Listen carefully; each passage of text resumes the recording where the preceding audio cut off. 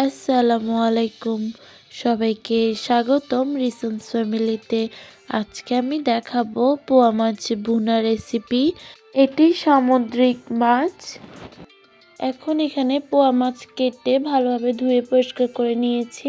এখানে আমি বড় সাইজের পোয়া মাছ নিয়েছি, তাই মাছটিকে হালকা ভেজে নিব। তার জন্য এখানে হাফ চামচ লবণ, হাফ চামচ মরিচ গুঁড়া এবং হাফ চামচ হলুদ গুঁড়া দিয়ে মাছগুলোকে ভালোভাবে মেখে নিচ্ছি।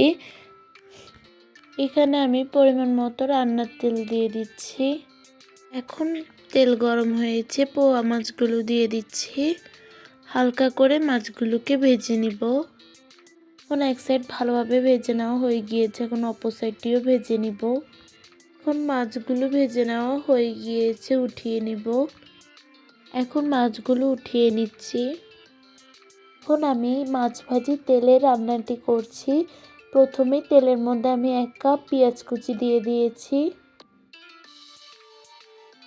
এখন এখানে 1 টেবিল চামচ লবণ দিয়ে দিচ্ছি, 1 চামচ হলুদ গুঁড়া, 1 টেবিল চামচ মরিচ গুঁড়া দিয়ে দিয়েছি, 1 চামচ জিরার গুঁড়া দিয়ে দিয়েছি, 1 টেবিল চামচ রসুন বাটা দিয়ে দিয়েছি।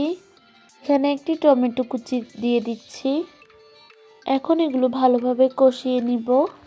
এখন মশলাগুলো কষানোর জন্য 1 কাপ পরিমাণে পানি দিয়ে দিচ্ছি। মশলাগুলো ভালোভাবে কষে গিয়েছে, এখন ভেজে রাখা মাছগুলো দিয়ে দিচ্ছি। এখন ঢেকে দিয়েছি।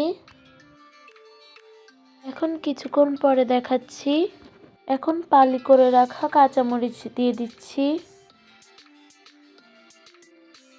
এখন ঝোলগুলো মাখা মাখা হয়ে এসেছে, এখন আমি ধনিয়া পাতা দিয়ে দিচ্ছি।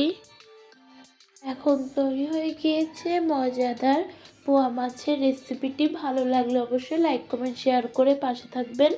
আসসালামু আলাইকুম।